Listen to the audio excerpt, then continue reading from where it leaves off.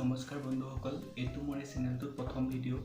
মই এই ভিডিঅ'বোৰ আপোনালোকৰ কাৰণে বনাম। আপোনালোকৰ স্বাস্থ্য যাতে সুস্থ থাকক, আপোনালোকে ফ্ৰীলি আপোনালোকৰ জীৱনটো যাতে পাৰ কৰক একো বেমাৰ আজাৰ নোহোৱাকৈ, তাৰ বাবে মই এই ভিডিঅ'বোৰ বনাবলৈ লৈছোঁ। আজি মোৰ প্ৰথম ভিডিঅ', আপোনালোকে সহযোগিতা কৰিব। প্ৰথম কথাটো, আমি যেতিয়া আমাৰ স্বাস্থ্যৰ কথা মনলৈ আহে তেতিয়াহ'লে আমাৰ যোনটো কথা আহে এইটো আহে আপোনাৰ ভিটামিনছৰ ওপৰত। আপোনালোকে সচৰাচৰ শুনি থাকে ভিটামিন এইটো বস্তু খা, ভিটামিন এ পাবি, বা আমলখি খা, ভিটামিন চি পাবি। কথাবোৰত কিমান সত্য আছে? আৰু আমি যিবোৰ বস্তু আমি ভিটামিন থকা বস্তু আমি খাই থাকোঁ, সেই বস্তুবোৰৰ পৰা আমি উপযুক্ত পৰিমাণে ভিটামিন পাওঁনে? আপোনালোকে ভাবেনে আপোনালোক স্বাস্থ্যৱান?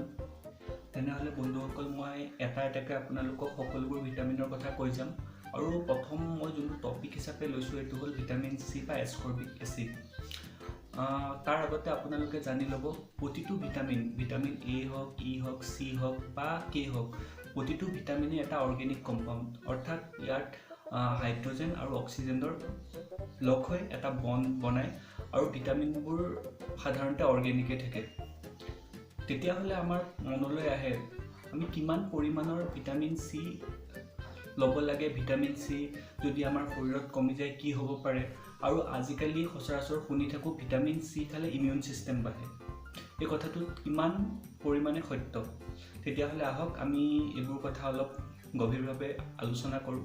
1912 চনত চি ভিটামিনৰ আৱিষ্কাৰ হোৱাৰ পাছৰ পৰা প্ৰতিটো বেমাৰ বা প্ৰতিটো ঔষধত বিজ্ঞানীবিলাকে বা তেনেকুৱা ৰিচাৰ্চাৰবিলাকে ব্যৱহাৰ কৰি চাইছে। কিন্তু আজি আমি একবিংশ শতিকাৰ, গতিকে আমাৰ নলেজ থাকিব লাগে আমি কোনটো ভিটামিনে আমাক কি কৰে, বিশেষকৈ ভিটামিন চি। এতিয়া ভিটামিন চিৰ লগত জড়িত কেইটামান কথা আপোনালোকে শুনি থাকে বা আপোনালোকৰ মনত আহে। তাৰে এটা হ'ল ভিটামিন চি খালে ইমিউন ছিষ্টেম বাঢ়ে। কথাটো কিমান সত্য? কথাটো একেবাৰে সত্য নহয়। ভিটামিন চি খালে আপোনাৰ ইমিউন ছিষ্টেম বাঢ়ে, হয়, কিন্তু এইটো কিমান পৰিমাণে আপোনাক বঢ়াব? কি অকল আপুনি ভিটামিন চি খালেই আপোনাৰ শৰীৰৰ চব বেমাৰ আজাৰ নাইকিয়া হৈ যাব? তেনেকুৱা কথা নহয়। আপোনাৰ প্ৰতিটো ভিটামিনৰে দৰকাৰ। যদি এজন সুস্থ মানুহৰ আমি লক্ষ্য কৰোঁ তেওঁক কিমান পৰিমাণৰ ভিটামিন চিৰ দৰকাৰ একদিনত, তেতিয়াহ'লে যিটো ৰিকমেণ্ডেড ড'জ সেইটো হ'ল আপোনাৰ 150ৰ পৰা 1000, বা আপুনি বেছি আপুনি 1800 mgলৈকে ল'ব পাৰে। যদি আপুনি কিবা ফিটনেছৰ লগত জড়িত হৈ আছে, বডি বিল্ডিং কৰে, তেতিয়াহ'লে নিশ্চয় আপোনাৰ 1500 বা 1000 mg আপোনাক একো নহ'ব।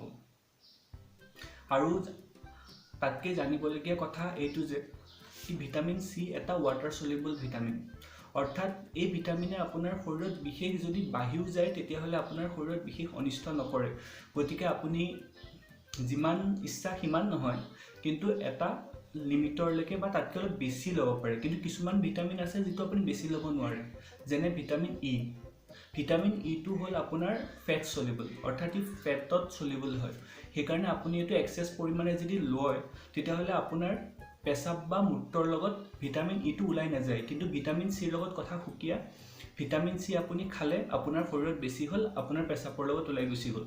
সেইকাৰণে বেছি টেনশ্যন ল'ব দৰকাৰ নাই। ভিটামিন চি বেছি খালোঁ বা কিবা বাহিৰৰ পৰা ছাপ্লিমেণ্ট ল'লোঁ ভিটামিন চিৰ, তেতিয়া কিবা অসুবিধা হ'ব পাৰে বুলি। ভিটামিন চি আমাৰ শৰীৰৰ বাবে বহুত এচেঞ্চিয়েল। কিন্তু এইটো কথা মনত ৰাখিব, ভিটামিন চি এদিনত আপোনাৰ শৰীৰত ৱৰ্ক কৰিব। আপোনাৰ বোলে যেনেকৈ ধৰক কৰোণা হৈ আছে, আপুনি এদিনতে ভিটামিন চি 100 মান খাই দিলে আপোনাৰ ভাল হৈ যাব, তেনেকুৱা কথা একদম নহয়। আপোনাৰ লাইফষ্টাইলত যদি বহুত বছৰৰ পৰা আপুনি এখন ভাল ডায়েট ফ'ল' কৰি আছে, তাত যদি ভিটামিন চিৰ পৰিমাণ ঠিক ঠাক আছে, তেতিয়া আপোনাৰ ইমিউন ছিষ্টেম বাঢ়িব, এইটো হয়। আৰু ইমিউন ছিষ্টেম অকল ভিটামিন চিৰ লগতে লিংক আছে এইটো নহয়।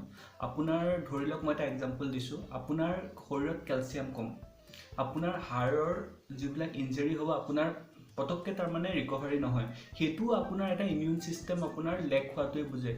এইকাৰণে আপুনি সকলো ভিটামিন তাৰমানে সমান পৰিমাণে বা যিটো ৰেকমেণ্ডেড ড'জ সিমান খালেহে আপোনাৰ শৰীৰ সুস্থ থাকিব।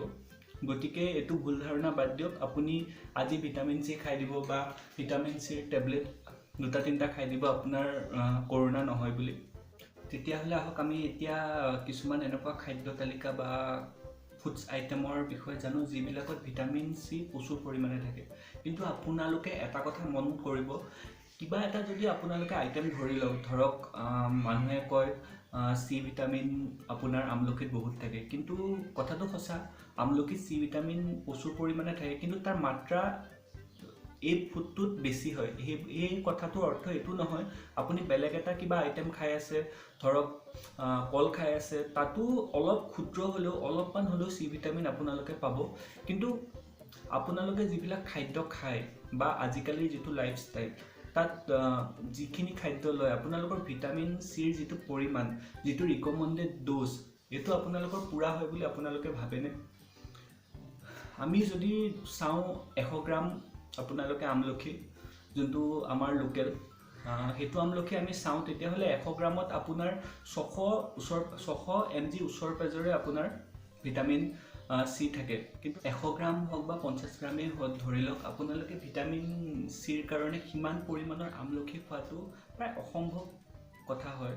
কিছুমানৰ কাৰণে সম্ভৱো হ'ব পাৰে, কিন্তু আমাৰ যোনটো চহৰৰ লাইফষ্টাইলতো এইটো মই সম্ভৱ হোৱাটো দেখা নাপাওঁ। আৰু ভিটামিন চিৰ যদি আপোনাৰ শৰীৰত কম হৈছে, আপোনাৰ কি হ'ব পাৰে? আপোনাৰ দুৰ্বলতা আহিব পাৰে।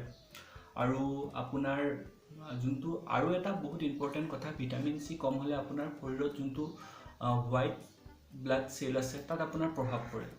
গতিকে আপোনাৰ দৈনন্দিন জীৱনত ভিটামিন চিৰ বহুত দৰকাৰ আছে। কিন্তু আমাৰ খাদ্য তালিকাবোৰ এনেকুৱা, ধৰক আজিকালিতো জানিছেই আপোনালোকৰ ফুডছ আইটেমবোৰত ইমান পৰিমাণে চি ভিটামিন নাথাকে, বা বজাৰত পোৱা বস্তুবোৰ ইমান পিয়'ৰ নহয়, আপোনাৰ ধুনীয়া কেমিকেল দিয়া থাকে। আৰু আমাৰ বনোৱাৰ যোনটো ষ্টাইল, আপোনাৰ সিজাই ভাজি পূৰা একদম ফ্ৰাই কৰি খোৱাটো, তাতো আপোনাৰ বহুত পৰিমাণে ভিটামিন বা আপোনাৰ মিনাৰেলছ কমি যায়।